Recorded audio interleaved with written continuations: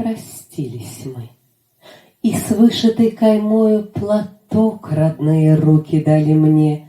Подарок милый, он всегда со мною, ведь им закрыл я рану на войне.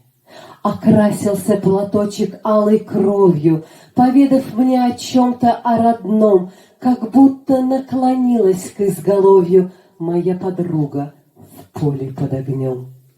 Перед врагом колен не преклонял я, не отступал в сражениях ни на 5.